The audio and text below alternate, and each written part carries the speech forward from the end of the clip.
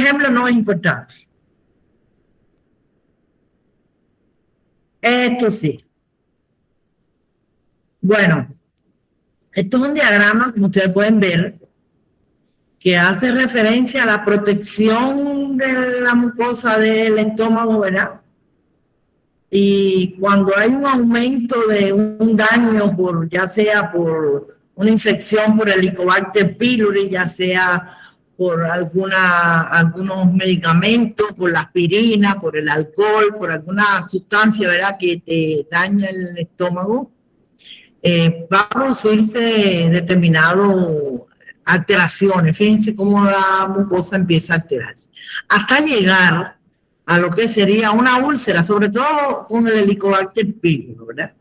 Esos son los diagramas de las úlceras pépticas y los mecanismos de defensa contra ellas. El esquema de la base de la úlcera péptica no perforada muestra las capas de necrosis que se ven aquí, ¿verdad? La necrosis que está ahí. Y la inflamación, que sería con I, ¿verdad? La inflamación que lo demuestra esto aquí, ¿verdad? Y el tejido de granulación, que está más abajo, y después la fibrosis. Estos son los elementos que ocurren en una inflamación crónica, ya sea en cualquier parte, ¿verdad? Y en este caso es el estómago. Como en la úlcera hay una pérdida de epitelio y hay una necrosis en todas las capas estas que les continúan. Fíjense cómo la muscular de la mucosa ha perdido su capa y entonces hay una fibrosis indeterminada, tejido de granulación, todo lo que ocurre en un proceso crónico, ¿verdad?, del estómago. Entonces, por otro lado, vamos a ver que lo que sería la gastritis crónica, sobre todo, como es causada por el Helicobacter pylori. Y esto se le atribuye a la gastritis crónica, se le atribuye a la úlcera y al cáncer también. Se está hablando de que tenga un daño por el Helicobacter pylori, ¿verdad? Porque se ha visto que en la gastritis atrófica, que es la que va hacia el cáncer, ¿verdad?, se ha visto que tiene una inflamación o un daño, una infección por el Helicobacter pylori desde mucho tiempo, casi desde niño. Y entonces hay lesiones tanto en el epitelio que presentan una tipicidad. Y de ahí van a parar a un cáncer gástrico, ¿verdad? Bueno, aquí está un infiltrado de polimorfo cuando la gastritis crónica se activa, y es que estos polimorfos se van a ver en el epitelio, ¿verdad? Y vamos a decir que tiene una gastritis aguda, o vamos a decir, cuando hay elementos crónicos, una gastritis crónica activa con elementos agudos, ¿verdad? Entonces, esto va a dar lugar a una gastritis atrófica. Y en la atrofia va a haber una metaplasia intestinal, o sea, el cambio del epitelio del estómago hacia un epitelio intestinal, como si fuera un intestino delgado. Entonces el Helicobacter está presente y bueno, ya cuando ocurre la metaplasia intestinal está ausente, ¿verdad? Y esta metaplasia va a ir aparejada a tener atipia y hacia un cáncer. Esto es la explicación sobre esta relación con el Helicobacter pylori y la gastritis. Bueno, la gastritis, como su nombre, como pueden ser agudas y crónicas. Entonces hay una serie de cosas que pueden causarla, ¿verdad? Bueno, la aspirina, el consumo excesivo de alcohol, los esteroides, ¿verdad? O los antiinflamatorios no esteroideos, ¿verdad? El uso de tabaquismo, el tratamiento de fármacos para el cáncer, ¿verdad? Pueden dar gastritis. La uremia, las infecciones sistémicas bacterianas o víricas, la salmonellosis y el virus del citomegalovirus, la enfermedad del virus del citomegalovirus. Entonces, el citomegalovirus, estrés intenso, intento suicida, otras irradiaciones gástricas, traumas mecánicos y gastrectomía distal, ¿verdad? Todos estos pueden ser causas de gastritis que le dan a uno una sensación de dolor en el epigastrio, ¿verdad? y puede llegar a tener acidez y una serie de trastornos. Se cree que existen variantes para el desarrollo de la gastritis aguda, secreción aumentada de ácido clorhídrico con disfunción retrógrada, producción disminuida del tapón de bicarbonato, que es una de las cosas que existe para contrarrestar esto, disminución del flujo sanguíneo, alteraciones de la capa de muco, o sea, realmente, como vimos aquí, hay una capa de muco que protege, ¿verdad? Lo normal protege a esta acidez, a estas células de la acidez que se está produciendo. Entonces, hay muchas causas, ¿verdad?, con relación a esto. Algunas pacientes van a sufrir una gastritis que no se sabe la causa y entonces le pusieron el nombre de gastritis idiopática.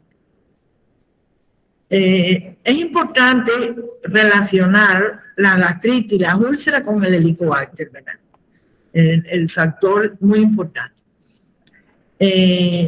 Aquí hay un edema en la aguda, hay un edema de la lámina propia, ligera congestión, epitelio subepitelio. Bueno, eso es leérselo nomás.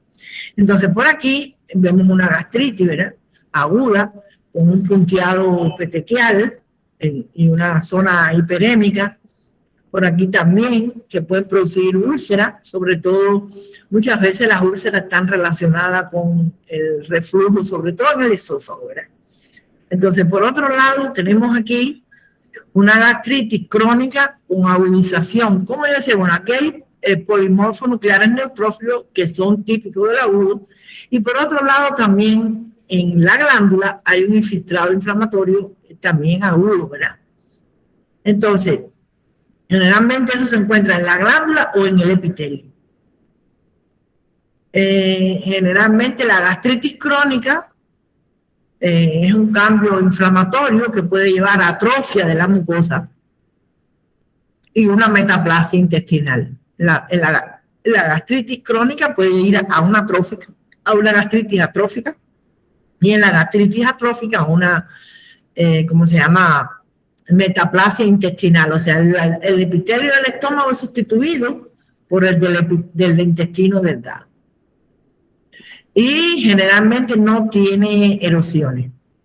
Los cambios epiteliales se pueden convertir en displásicos y proporcionar bases para que desarrolle un carcinoma en esta gastritis atrófica, que muchas veces hay patrones histológicos que van a variar en diferentes partes del mundo, ¿verdad? En Occidente, la prevalencia del cambio histológico, indicadores de gastritis en las décadas tardías de la vida, supera el 50%, o sea, es muy aumentado. O sea, que los viejitos tienden a presentar 50% de gastritis atrófica en la parte de Occidente, ¿verdad? Entonces, por otro lado, en cuanto a la patogenia, pueden ser múltiples, ¿verdad? Pero lo que se le da más importancia es en la gastritis crónica al Helicobacter pylori, que es la bacteria que más abunda en el mundo, ¿verdad? Pueden ser en un origen inmunológico, tóxica. Bueno, hay una serie de razones por las que dan. Una de las cosas es la enfermedad de Crohn, que puede tener también gastritis, ¿verdad? En cuanto a la etiología, fíjense que esto es importante. Lo más importante es la relación que existe entre la gastritis crónica y la infección crónica por la bacteria Helicobacter pylori. Se le atribuye un papel crítico en enfermedades como la úlcera péptica y se encuentran presentes en el 90% de los casos en pacientes con gastritis crónica que afecta al antro. Posiblemente en el cáncer gástrico esta bacteria aumente el riesgo de presentar algunos pacientes, ¿verdad? Porque se ha visto que en cáncer gástrico se ha encontrado esta bacteria. Bueno, entonces, esto es importante, muy importante. Bueno, entonces, por otro lado, las lesiones que produce, miren la gastritis crónica, la metaplasia, fíjense que cuando uno observa un estómago, a ver si hay uno por aquí, miren que es más o menos aplanado, ¿verdad? Independientemente de que tenga algún daño inflamatorio agudo como esta y crónico como esta, pero es más plana. Cuando uno observa una metaplasia, está viendo una zona que parece intestino delgado. Fíjense cómo esto parece una vellosidad intestinal y tiene células caliciformes. Esa es la metaplasia que se ve en la gastritis crónica, ¿verdad? Y que esta metaplasia puede dar un área que sería con atipicidad, ¿verdad? Atipicidad. Entonces, esto aquí es una gastritis crónica bastante intensa. Por otro lado, las grandes hemorragias gástricas, que es la úlcera. La úlcera puede ser aguda y crónica. La úlcera son múltiples, pequeñas, en la aguda. Y de color marrón, mientras que las otras van a ser una o dos úlceras que van a ser profundas y van a erosionar el epitelio. Generalmente las úlceras agudas se producen por el estrés en aquellos pacientes gravemente enfermos, por ejemplo, quemados, politraumatizados, se ven esto y pueden sangrar. En cambio, generalmente las úlceras pépticas crónicas se desarrollan en el duodeno, el 98%, y tienen un tamaño inferior de 2 centímetros, ¿verdad? Son más grandes. Entonces, por otro lado, estas úlceras cuando se encuentran en la curvatura menor, miren aquí una úlcera, ¿verdad? La úlcera no es más que la pérdida del epitelio. Entonces aquí observamos una pérdida, ¿verdad? Estas úlceras pueden erosionar hacia las distintas capas, inclusive producir una perforación del estómago o hemorragia, en dependencia si hay un vaso sangrando, una hemorragia profusa. Entonces por aquí hay otra. Lo que hay que saber es que pueden ser benignas y que en la curvatura menor pueden malignizarse, son las que más se malignizan. O sea, que da lugar a un carcinoma de estómago. Por otro lado, tenemos el cáncer gástrico, que también es importante. Fíjense, yo le estoy diciendo las cosas más importantes. El cáncer gástrico, que puede ser, se relaciona muchas veces con el Helicobacter pylori también, pero vamos a pasar. Yo aquí hay un resumen de las cosas y voy a pasar a lo que sería el cáncer gástrico, ¿verdad? Tiene una frecuencia de 90 al 95% de los tumores malignos del estómago. El segundo tumor maligno más común en el mundo. Por lo tanto, esto es importante, ¿verdad? Importante para nosotros. Tiene una alta incidencia en Chile, Costa Rica, Colombia, China, Portugal, Rusia, Bulgaria y Japón. En relación con el hombre-mujer es 2-1, o sea, es más frecuente en hombres. Yo no sé si en la parte sur de Brasil, me parece que también tiene una frecuencia alta, pero no estoy muy segura. Entonces, casi muchas de las personas,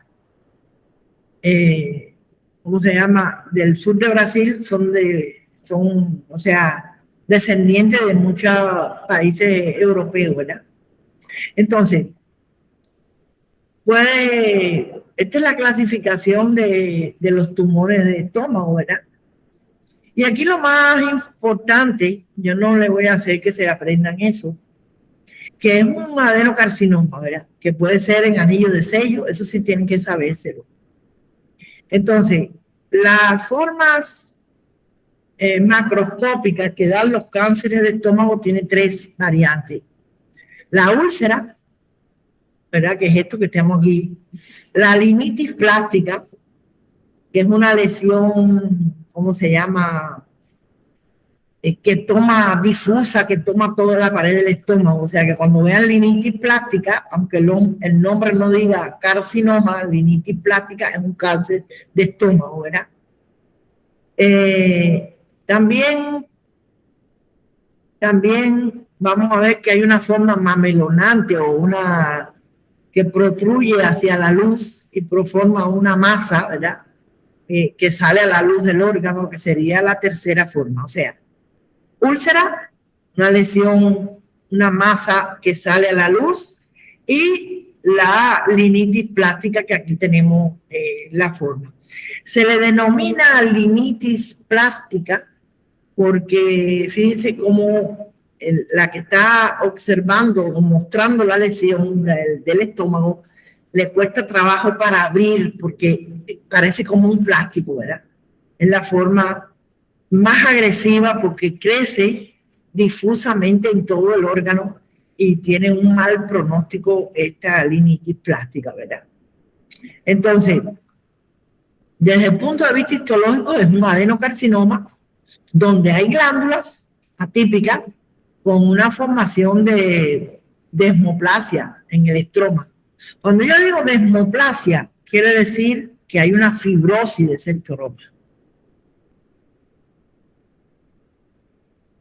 Por otro lado, hay glándulas que también forman en anillos de sello, o sea que son células que producen mucus, son células en anillos de sello donde están desplazados, que son mucina, ¿verdad? Son una sustancia que, fíjense aquí cómo los núcleos van a estar desplazados por la presencia de mucina.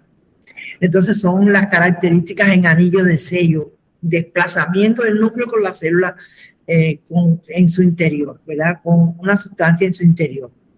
Por otra parte, ya la vimos aquí, miren la atípica en anillo de sello, son células que desplazan el núcleo hacia la periferia, en la toda, y fíjense que son más o menos todas iguales, y con excepción, ¿viste? Aquí ahí los núcleos están pignóticos, y esta es la variedad agresiva, ¿verdad? Y en anillo de sello, se le denomina así, la variedad histológica, ¿verdad? Bueno, ahora, yo creo que yo quiero aclarar una cosa. Los slides o las clases ustedes la tienen. La prueba va a ser por ahí. Yo no voy a poner otra prueba por otro lado. Por ahí va a ser, ¿verdad? Entonces, esos slides tienen que estudiar. Entonces, vamos a hablar entonces de las enfermedades inflamatorias intestinales. Miren, nosotros vamos a tener un poquito más de tiempo que el otro grupo.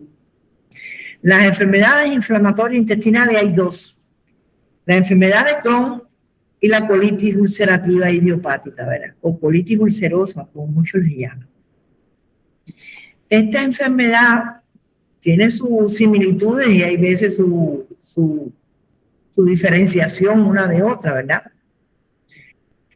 En ejemplo, en el caso del Crohn puede afectar el intestino delgado, el grueso, y hay casos que refieren hasta la boca, o sea, que puede afectar segmentariamente. Cuando yo digo segmentariamente es que toma un segmento, el otro lo deja libre, toma otro segmento, o sea, por espacio, y deja espacios libres, o sea, sanos, o sea, es segmentario, el Crohn. Y la colitis ulcerosa también se abunda en el colon solamente. Y tienen la categoría las dos de ser una enfermedad inflamatoria intestinal idiopática, porque se desconoce la etiología. Entonces, puede tratarse de reacciones inmunológicas porque están presentes los linfocitos, ¿verdad? En su estudio patológico, ¿verdad? Ahora, se postula que el intestino, que contiene gran cantidad de bacterias, todas ellas producen una variedad de sustancias antigénicas, o sea, que nos protegen ante antígenos externos, y que normalmente todo el mundo los toleran y no provocan una respuesta inmunitaria. Sin embargo, en personas con enfermedad intestinal idiopática, tanto la colitis como el Crohn, pueden tener defectos en la inmunidad de la mucosa que desencadenan reacciones inflamatorias inapropiadas en estos órganos intestinales. Y generalmente los hallazgos no van a ser específicos, ¿verdad?, de esta enfermedad. La enfermedad inflamatoria intestinal activa está caracterizada por una inflamación aguda con lesiones epiteliales caracterizadas por erosión de la mucosa, ulceración, criptitis, o sea, inflamaciones de las cristas del Lieberkühn, formaciones de acceso en las cristas del Lieberkühn. Y la enfermedad inflamatoria crónica se caracteriza por cambios arquitectónicos, distorsión de la crista y ramificaciones de las cristas. Linfoplasmocitosis, o sea, linfocitos y células plasmáticas que separan la base de la crista de la mucosa. Presencia de células de Panet y también presencia de glándulas mucosas de tipo pilórico, donde hay una metaplasia de glándulas pilóricas en el ilion y en el colon. Los accesos de las cristas, la enfermedad activa, que constan de neutrófilos en la luz de las cristas, pueden ocurrir en muchas formas de enfermedad intestinal inflamatoria, ¿verdad? No solo en la colitis ulcerosa, hasta el tercio de los casos son de enfermedad intestinal inflamatoria. No es posible distinguir la colitis ulcerosa y la enfermedad de Crohn, denominándose entonces colitis indeterminada. Hay casos en los cuales no se puede diferenciar hacia una y a otra y se les denomina colitis indeterminada. Bueno, por acá vamos a tener un Crohn. Fíjense que es por segmento. Este segmento está normal, este está normal. Fíjense que tiende a ser duro, como si fuera una goma, como si fuera un plástico, es la palabra. O sea, en la enfermedad de Crohn, ¿verdad? Este es el hilio terminal que muestra hallazgos macroscópicos de enfermedad de Crohn, aunque cualquier porción del tracto gastrointestinal puede estar involucrado en la enfermedad de Crohn. El intestino delgado y el hilio terminal en particular es más probable que esté afectado. La porción media del intestino que se ve aquí tiene una pared engrosada y la mucosa ha perdido los pliegues. Cuando vemos la mucosa ahí no tiene pliegues como aquí, ¿verdad? El intestino delgado tiene muchos pliegues, ¿verdad? Y ahí no hay pliegues. Entonces, fíjense que aquí también hay un acúmulo de grasa, de tejido adiposo, porque es como si se adhiera, ¿verdad? Otro ejemplo de enfermedad de Crohn que afecta el intestino delgado, aquí la superficie de la mucosa muestra un aspecto nodular irregular con hiperemia. Fíjense aquí, todo esto, mucosa, con hiperemia, ¿verdad? Y esto, por ejemplo, es una enfermedad de Crohn irregular con áreas intermedias de salto más normales, ¿verdad? Más normales. Y se desconoce la etiología de esta enfermedad. Entonces, esto es lo que da. Fíjense que el tejido graso queda atrapado ahí en esa enfermedad. Ahora, desde el punto de vista histológico, se caracteriza por una inflamación de todas las capas transmural. Fíjense que aquí, bueno, voy a ponerlo grande para que se vea que estos son linfocitos que están presentes en la capa serosa, pero están en todas las capas. Hay un infiltrado inflamatorio agudo, o sea, por eso que dice transmural, alrededor de todas.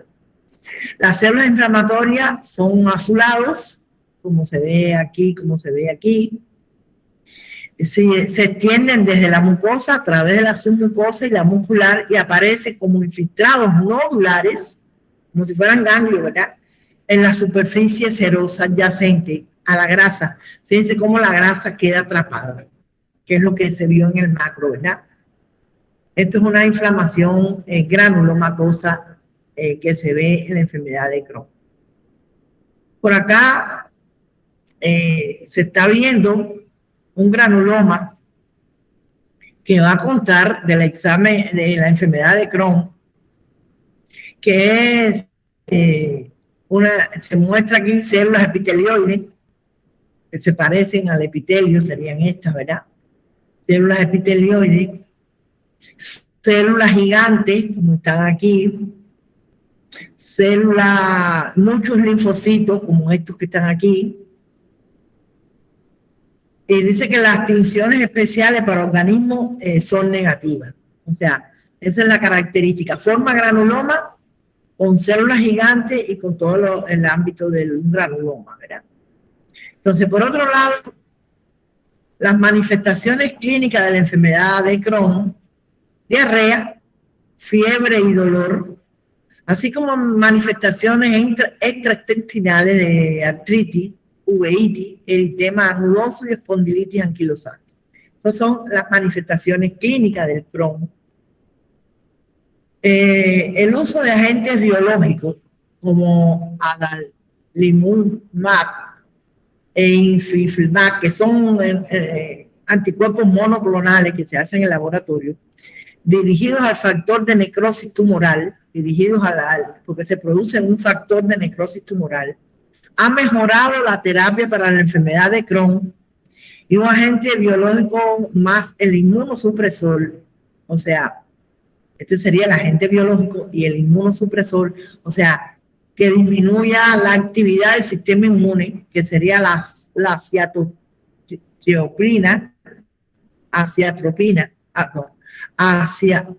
azatioprina, puede ser eficaz para disminuir la inflamación y la destrucción de tejido con reducción de las complicaciones en estas enfermedades, ¿verdad? En el Crohn específicamente. Bueno, entonces la otra importante sería la colitis ulcerativa idiopática. La colitis ulcerativa idiopática se ve en el colon solamente, empieza desde el ano hasta toda la parte del colon, y lo que se ve lo que se va a ver es úlceras con pseudopólipos, ¿verdad? Porque no son pólipos verdaderos. Fíjense que se forma mucha úlcera en esta mucosa. Entonces queda una remanencia de tejido que forman los pseudopólipos, por eso le llaman así pseudopólipos. Fíjense, todo esto está ulcerado. Esta es la apariencia macroscópica que está caracterizada la colitis ulcerativa. La inflamación más intensa comienza en la parte inferior del colon, el sigmoide, y se extiende hacia arriba alrededor del colon ascendente, transverso, y después continúa con el ascendente y el ciego, ¿verdad? Con una porción, aquí hay una porción de hilio terminal que no está afectada, ¿verdad? La inflamación con colitis ulcerosa tiende a ser continua a lo largo de la superficie. Es una de las causas que lo diferencia. En primer lugar, en la enfermedad de Crohn o ileitis, que también le llaman regional, ya se tiende a no llamarle así. En primer lugar, tiene segmento que no toma y puede ser en todo el intestino. La colitis ulcerosa toma todo el colon. En eso se diferencia. Aquí hay pseudopólipos y allá no. No hay úlcera, sino que hay granuloma. O sea, así es como que tenemos que estudiarla, ¿verdad? Desde el punto de vista anatomopatológico. Bueno, vamos a ver que por aquí yo pongo mayor porque es como mejor se ve. Hay muchas úlceras unidas aquí. Y esto deja una parte de mucosa que va a formar los pseudopólipos. Los pseudopólipos pueden verse claramente como islas rojas elevadas de mucosa inflamada, porque como está la úlcera, la mucosa se inflama. Son muchas úlceras. Entre los pseudopólipos solo queda la muscular. Entre los pseudopólipos solamente queda la muscular porque está la úlcera, ¿verdad? Entonces, Por otro lado, a ver dónde está esto. Acá hay aquí también una colitis que tiene edema, que tiene, porque esto es por brote también. Por aquí se ven también los pseudopólipos. Miren aquí, todo esto son úlceras. O sea, que hay una destrucción del pólipo. Los pseudopólipos se ven aquí en un caso de colitis ulcerosa grave. La mucosa restante se ha ulcerado y está hiperémica. Todo esto está ulcerado, hiperémica. Se ha perdido todas las capas, imagínense ustedes. Están activas, pero no tan erosionadas como para producir pseudopólipos. Entonces, vamos a ver la otra, lo que sería esto. Que va a producir esto desde el punto de vista histológico. Aquí serían los pseudopólipos, ¿verdad? Fíjense cómo hay una úlcera aquí grande con pérdida del epitelio, que parece una copa invertida. Bueno, aquí dicen matraz invertido, más o menos igual. Y fíjense, estos serían los pseudopólipos. O sea, esto se queda como pseudopólipo. Fíjense que hay inflamación crónica en la lámina propia de esta imagen, ¿verdad? Y por otro lado, no sé si lo están viendo, hay una criptitis. Fíjense que la cripta está las células inflamatorias crónicas y está, ¿cómo se llama?, distorsionada y pérdida de las células. Hay mucha pérdida de células caliciformes. Aquí vemos algunas, pero en esta zona no vemos células caliciformes. Están totalmente perdidas. Seguidamente, los hallazgos clínicos pueden incluir en la colitis ulcerada activa diarrea, pero no van a ser tan abundantes como la otra. No es grande esta S. A menudo se acompañan de tenesmo, o sea, la sensación de... El tenesmo no es más que la sensación de parecerle a uno que tiene heces fecales y no puede eliminarla, ¿verdad? Los pacientes con colitis ulcerativa prolongada tienen un mayor riesgo de desarrollar un cáncer de colon. La biopsia de colon puede utilizarse para detectar displasia, un cambio neoplásico en la mucosa que implica una mayor probabilidad de malignidad. Los pacientes con colitis ulcerativa también tienen riesgo de desarrollar enfermedades hepáticas, incluida colangitis esclerosante y carcinoma de vías biliares. Yo creo que ahí termina todo, ¿verdad? Yo no sé si quieren hacer alguna pregunta que les interese de este material, ¿verdad?